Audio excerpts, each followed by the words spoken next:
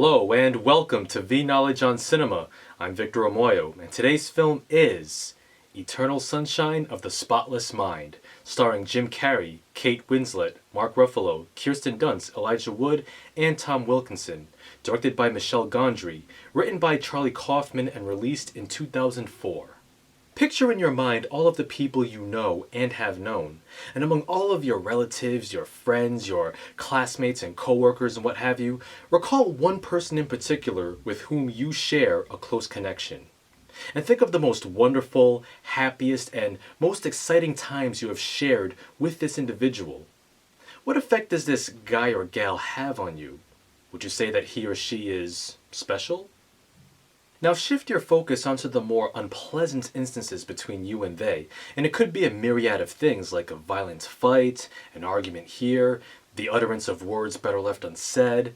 Perhaps this person hurt you so deeply that if it were up to you, you would not hesitate to purge this person out of your memory forever.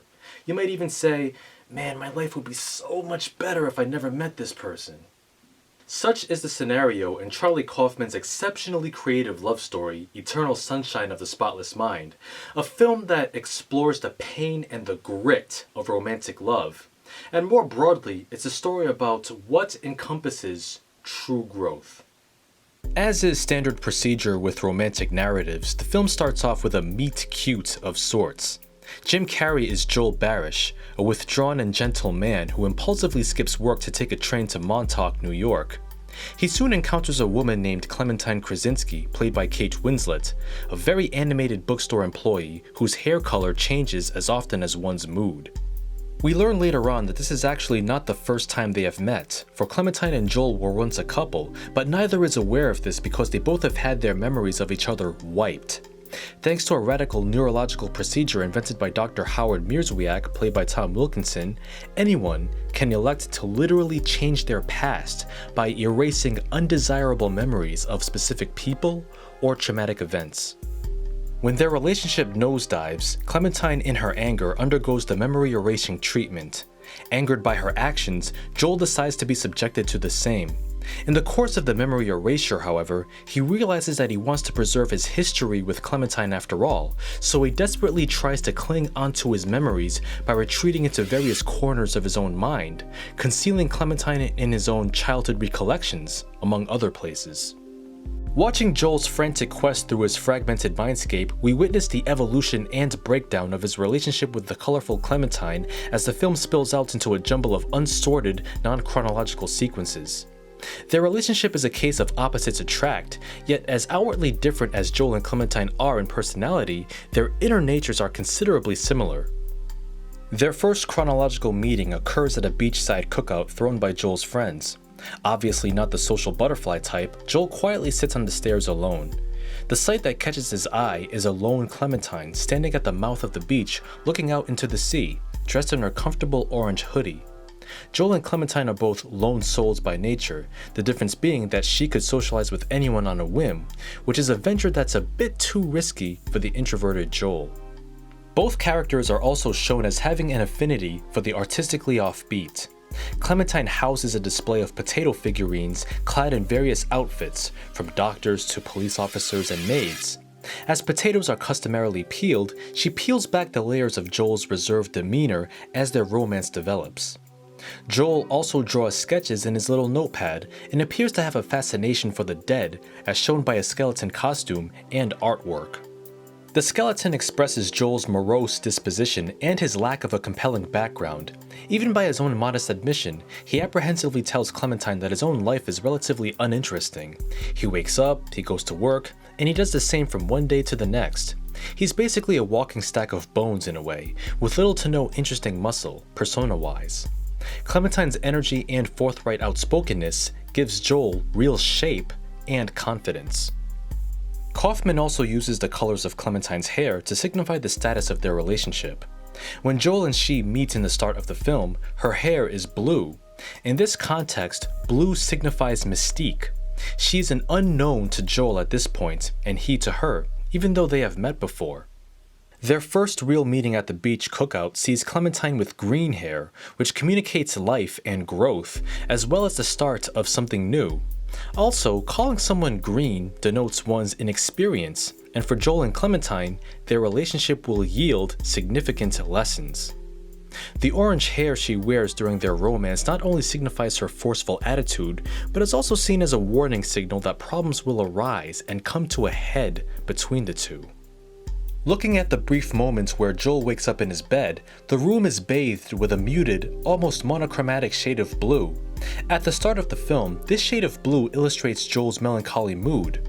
When this same moment is seen later on in the film, the dull blue tone references, like Clementine's hair color, the unknown.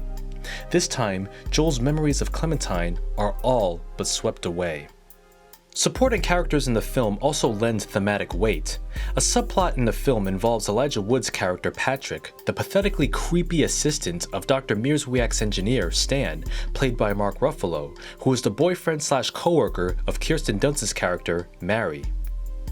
After Clementine has her history with Joel wiped out, Patrick brazenly attempts to hook up with her by assuming Joel's identity, adopting his mannerisms, offering Clementine the same trinkets he did, and even going so far as to regurgitate Joel's exact lines of dialogue in order to bond with her. Actions and intent cannot be pantomimed carelessly when dealing with matters of the heart. Ultimately, you can only be yourself, not someone else. As for Stan, Mary, and even Dr. Mierzwiak, they eventually have to face a roadblock that neither one of them wants to fully acknowledge. Their situation proves that despite their abilities to nullify the past, it does not change the fact that it happened.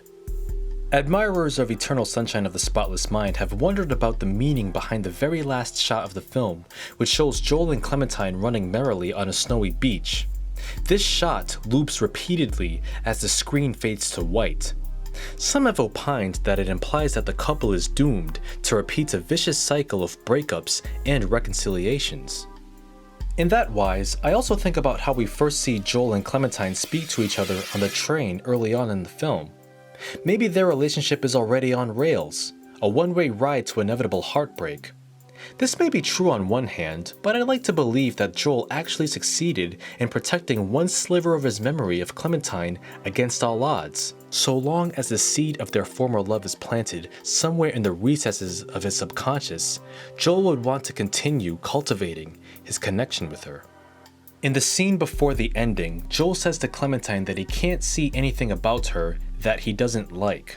She responds that he will, and that she'll eventually become bored with him and feel trapped. Unfazed, Joel says, "Okay," to which Clementine tentatively replies the same.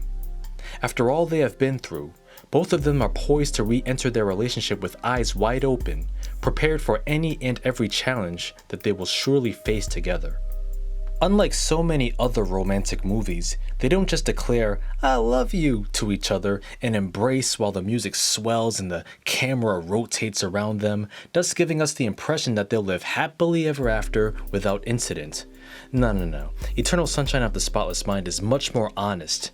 Every relationship will have its struggles, some more than others. There is no such thing as the perfect person or the one. We all have our weaknesses, our flaws, our quirks. The question is this person ideal for me?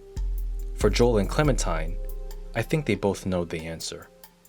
When it comes to romantic films, Eternal Sunshine of the Spotless Mind is on the top of my list. Charlie Kaufman's writing here is absolutely brilliant, as is Michel Gondry's direction. And if you like this film, you should check out Charlie Kaufman's other films as well, such as Being John Malkovich, Adaptation, and his own directorial effort, Sindichet, New York. And as always, thank you for watching. I'm Victor Omoayo, and you can find more video essay goodness on my V Knowledge channel.